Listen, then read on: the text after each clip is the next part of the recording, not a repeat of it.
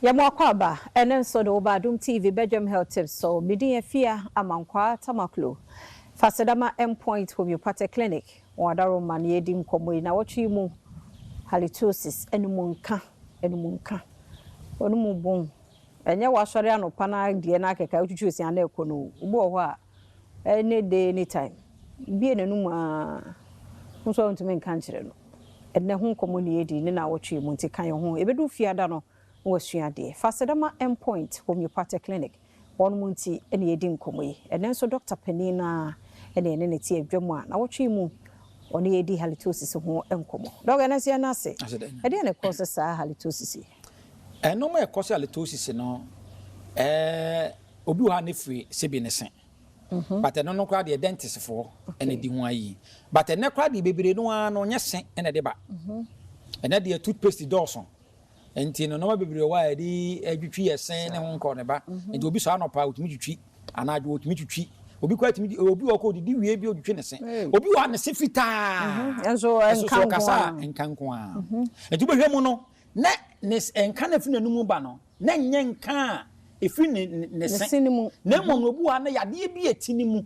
ena de sa sent ne ba enti me am experience with yade mu no so obi kasa na egumi so na sent wo ha in fact bebre ba clinic ya o ye kwa metimi akasa gumi so ma se me nose man na wo kasa gumi so be se kasa o kasa sent no a metimi suspect hunu se sent ya o kasa yade we say na me suspect say eti wo mu eti so obi enu wo kan ma yen try say ye best stigmatize na wo de papa we de na we fiu ade wa mfinese ana da bia bia na mfinese ade ba ko etimi de anum kan eba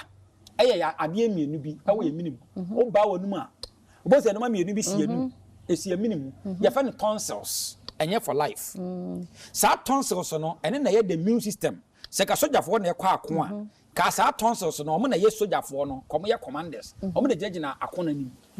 eni nti se wonum nsuo na emoa wawom Udi aduane na se moawa wo mu asa tonsils no ene peke na apeke moawa no de wantimi ampeke no aka kire immune system na wo ho na biyo mu nyina se no ama mo signal se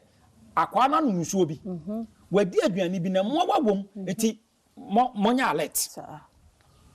ti sa tonsils no wo de no eye inflamed ana obi wo kwa na etwetware de na afiri ho ana obi wa na de no stones abam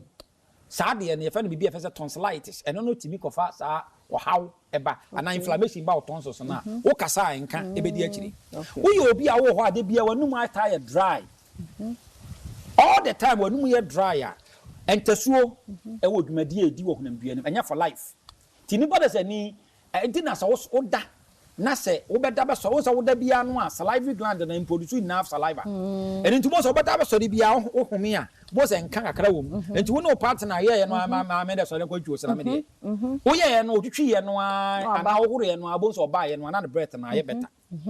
na mo no se wo ho na wanum ye dry all the time a de asie ni se saliva no entimi nkum bacteria e wanum na je se wanum ye dry ni nti bacteria ne ba wanum a na aka na abo so kasa nka edi akire enti entaso wanum a etimi boa ema sa ntasuo no etimi ekum bacteria bebre wanum enti wo obi a otanya dryness in the mouth bo ho na bi afi salivary gland no eno no timi de ade efe ne se halitosis eba be so ni pada sani obi wo so ana ne halitosis no nkwa na efi na mu ba no efi ni yam indigestion gastroesophageal reflux disease odidi ana aduane na ba ne bo sa ni pada sani na odidi aduane bo ba ne bo no ono so kra so timi kofa halitosis eba obi wo ana ne halitosis na efi ni tirim ne ye obi afa na sinus anase anti inflammation ma afa na say paranasal cyanosis anase sinusitis bo say wo hwene side ya say kwan da ha wani ase kwan da ha na boa ma utini mu ye less dense eti obi wo asa wo de ni say tissues na wo mu no e inflamed dia ani afa say sinusitis bo so kasa enka ebedi akire em say do so chenya mbo Endpoint Homeopathic na yade bia ha bia wadaroma emra ni sua enti yantimi nka yade webire ho asa nti wo yade na wo yade no mentimi amoso mesraw fa number ne freme ni eni nkomo wo yade no 0244 86 70 68 0244 86 70 68 Dr. Dubois na yetene kanochina sabre ya 5 minutes enche na fe ya toa halitosis no eso medi afia amankwa tamaklofasida endpoint homeopathic clinic won adaroma ene edi nkomo chankwa hoden wo ho a ebesehia